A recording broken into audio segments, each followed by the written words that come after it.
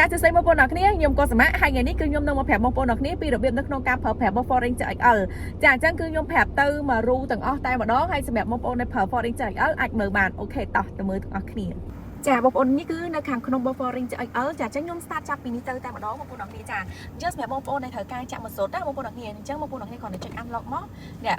ចាក់ប្រេងគឺគេអាចបើកកន្លែងចាក់ប្រេងឲ្យយើងបានមកអញ្ចឹងគ្រាន់តែចុច unlock មកបងប្អូនអ្នកគ្នាណាចាហើយតាក់ទងជាមួយនឹងកន្លែងនេះគឺស្រែកកញ្ចក់ឆ្វេងស្ដាំបងប្អូនអ្នកគ្នានេះកញ្ចក់នេះបងប្អូនអ្នកគ្នាចាអញ្ចឹងបើសិនជាបងប្អូនចង់ស្រែខាងណាគ្រាន់តែចុចមកហើយយើងអាចស្រែឆ្វេងស្ដាំបានហើយចាហ្នឹងហើយនេះចង់ស្រែខាងស្ដាំបងប្អូនអ្នកគ្នាអាចចុចចេះបានឃើញបងប្អូនអ្នកគ្នាចាហើយនេះតាក់ទងជាមួយនឹងកន្លែងចុចកញ្ចក់អីយើងធម្មតាទេអូខេបងប្អូនអ្នកគ្នាហើយនេះតាក់ទងជាមួយនឹងកន្លែងបើកភ្លើងណាបងប្អូនអ្នកគ្នាចាអញ្ចឹងសម្រាប់ XL គឺយើងភ្លើងអូតូម៉ាទិកហើយអញ្ចឹងបើសិនជាចង់បិទនេះបងប្អូនអ្នកគ្នាបិទ Demi អូតូកូដបងប្អូនអ្នកគ្នាអាចដាក់អូតូតែម្ដងទៅយប់ឡើងបើកអូតូម៉ាទិកថ្ងៃឡើងបិទអូតូម៉ាទិកឲ្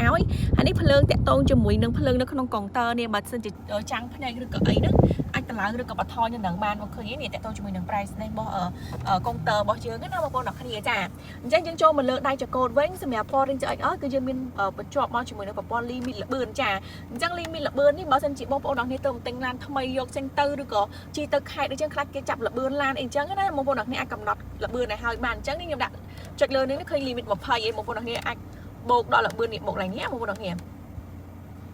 ដាក់ឲ្យដល់ចិត្តអីអញ្ចឹងមកប៉ែតអីអញ្ចឹងមកបងប្អូនអ្នកគ្នាជន់ត្រឹម80ហ្នឹងគឺវាអត់ឡើងទេគឺវា limit ឲ្យបងប្អូនអ្នកគ្នាត្រឹមប៉ុណ្្នឹងហ្មងចាអូខេអញ្ចឹងអានេះគឺមានអត្ថប្រយោជន៍ច្រើនសម្រាប់យើងជិះខេត្តឬក៏ឡានថ្មីយើងអត់ចង់ជន់លើស100អីអាច limit ឲ្យហើយបងអញ្ចឹងតាក់ទងជាមួយនឹងការចុចបិទបងអាចចុចនៅនេះដើម្បីផ្ដាច់តែម្ដងឬក៏បងអាចដាក់ជើងរបៀបថាដាក់ជើងលើហ្គាដកជើងតែមិនតិចគេឲ្យជន់ម្ដងទៀតគឺដើម្បីផ្ដាច់តែខ្ញុំអត់ចង់ឲ្យធ្វើអញ្ចឹងឯងបងប្អូននេះចុចបិទគ្នាធម្មតាទៅចាហ្នឹងហើយហើយនេះតាក់ទងជាមួយនឹងប្រព័ន្ធ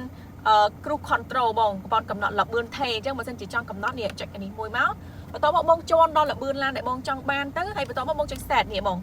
ងនេះ set បូកឆ្វេងបូកលើបូកក្រោមហ្នឹងបងចាហើយចង់បូកល្បឿនបូកនៅលើនេះក៏បានចុះនៅនេះក៏បានដែរបងចាអញ្ចឹងនេះតាក់ទងជាមួយនឹង cruise control នេះបងជន់ប្រាំងដាក់កែបងអញ្ចឹងមកចង់ reset មកវិញនេះចុចអានេះមកនឹង reset ទៅល្បឿនដំបូងបងប្អូនអរគ្នាអញ្ចឹងខ្ញុំបញ្ជាក់បងប្អូនអរគ្នាម្ដងទៀតចុចបើកអានេះមួយនេះបើកជន់ដល់ល្បឿនចង់បានជាទូទៅល្បឿនចាប់ពី20គីឡូម៉ែត្រឡើងទៅ set ជាប់តែខ្ញុំឧទាហរណ៍ថាបងប្អូននេះជន់ដល់8 set មួយទៅជាប់8ថេអញ្ចឹងចង់ឡើងល្បឿនថយល្បឿននេះបូកនៅនេះហ្មងអូខេអញ្ចឹងអានេះតាក់ទងជាមួយនឹងការប្រើប្រាស់អាចប្រើប្រាស់ល្បឿនលឿនត្រូវជាងណាបងប្អូនអរគ្នាចាអញ្ចឹងនេះតាក់ទងជាមួយនឹង volume ទេចាបូកដល់អីនៅនេះហើយនេះតាក់ទងជាមួយនឹងការប្រើប្រាស់ voice comment បងប្អូនអរគ្នាអញ្ចឹងយើងចូលមកដល់កុងទ័រខាងនេះយើងចូលមកដល់កន្លែងនេះមកចំហៀងទៀតវិញណាបងប្អូនអរគ្នាអញ្ចឹងនេះតាក់ទងជាមួយនឹងសេរី trip 1 trip 2អញ្ចឹងនេះចាពេលខ្លះឡានបងប្អូនអរគ្នាយកទៅចេញអញ្ចឹងនេះឃើញទេបងប្អូនអរគ្នាអញ្ចឹងយើងអាចសេរីមើល trip យើងអាចសេរីមើលអីនៅនឹងបានអញ្ចឹងណាបងប្អូនអ្នកដាក់ខ្សែក្រវ៉ាត់នៅអីនៅអញ្ចឹងណាគាត់ដល់ពេលខ្លះស្រាប់តែយកចេញទៅវាចេញចែកវិញហើយបងប្អូនអ្នកអាសាឆាតមកខ្ញុំថានឹងគេ error អីមិនអត់មាន error ទេបងនេះគាត់តែ style បង្ហាញរបស់ឡានយើងអញ្ចឹងណាអញ្ចឹងឧទាហរណ៍ថាបងប្អូនអ្នកគ្នាប្រើហ្នឹងនេះឃើញឡានបងប្អូនអ្នកគ្នានិយាយទៅរបៀបថាកង់អត់ថងឬក៏អីហ្នឹងគឺវាបង្ហាញប្រាប់នៅលើហ្នឹងហ្មងបងប្អូនអ្នកគ្នាឃើញទេចាអញ្ចឹងនេះល្អទេបងប្អូនអ្នកគ្នាចាហ្នឹងហើយអូខេឥឡូវគឺខ្ញុំចូលមកដល់នេះតែម្ដងចាអញ្ចឹងតាក់ទងជាមួយនឹងកាពីតាយើងមាន 2x 4x ហើយនិង 4L អញ្ចឹងបើសិនជាបងប្អូនអ្នកគ្នាប្រើ 2x បានថាផុតប៉ុងមួយប៉ុងខាងក្រោយណាបងប្អូនអ្នកគ្នាចាអញ្ចឹងសម្រាប់ 4x វិញបានន័យថាបងប្អូនអ្នកគ្នាជិះទៅឃើញផ្លូវល្អផ្លូវសមុទ្រមន់ឬក៏ផ្លូវយើងគេពុំជួសជុលសម្រាប់ 4x បងប្អូនអ្នកគ្នាគ្រាន់តែបន្ថយល្បឿនឡានក្រោម80គីឡូម៉ែត្រនៅក្នុង1ម៉ោងអាចមូចូល 4x បានអញ្ចឹងហ្មងណាចាអញ្ចឹងតាក់ទងជាមួយនឹងលក្ខខណ្ឌ 4L វិញ 4L បងប្អូនអ្នកគ្នាត្រូវទាញចង្កឹះលេខមកអនសិននេះខ្ញុំឧទាហរណ៍ឲ្យណាបងនេះទាញចង្កឹះលេខមកអនសិនណាបងឃើញអត់ចាហើយចាំយើងមូមក 4L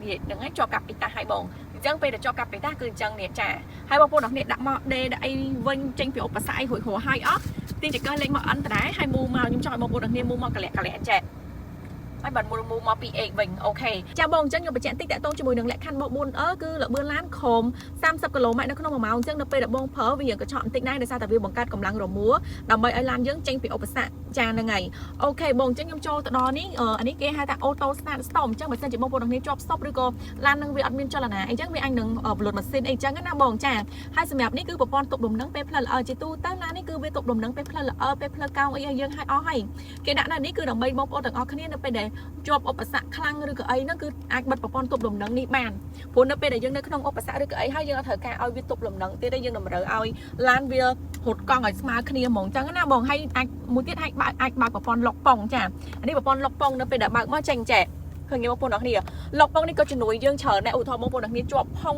កង់មកចំហៀងឬក៏អីចឹងក៏ឡើងកង់វាទួងអត់វានិយាយទៅវាធ្វើការអត់ស្មើគ្នាយើងអាចបើ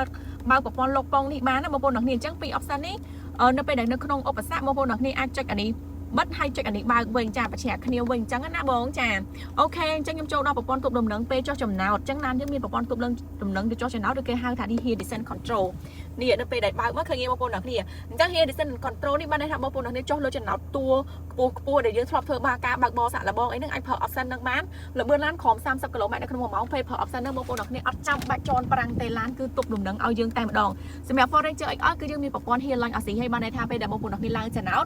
វានឹងទប់ឡានបងប្អូនអ្នកគ្នា30 សេcondsដល់តម្លាក់ចុះហេចាហ្នឹងគឺវាអូតូម៉ាទិកធ្វើការឲ្យយើងហ្មងអញ្ចឹងណាបងប្អូនអ្នកគ្នាចាអូខេឥឡូវខ្ញុំចូលដល់ការប្រើ5ម៉ាស៊ីនត្រជាក់សម្រាប់ XL គឺយើងប្រើម៉ាស៊ីនត្រជាក់បាន2.0បងប្អូនអ្នកគ្នានេះអញ្ចឹងចង់សេរីអាចសេរីអីតាមបាញ់តាមជើងបាញ់តាមអីស្រួលប្រើទេបងប្អូនអ្នកគ្នាចាគាត់ថាបងប្អូនអ្នកគ្នាដល់ការភ្លៀងឬក៏អីអញ្ចឹងខេឡូស្អាតកញ្ចក់ស្អាតអីអត់ដឹងបើកនៅណាចឹងខ្ញុំប្រាប់បងប្អូនអ្នកគ្នាហ្មងអញ្ចឹងនេះតាក់ទងជាមួយនឹងស្អាតកញ្ចក់ខាងមុខ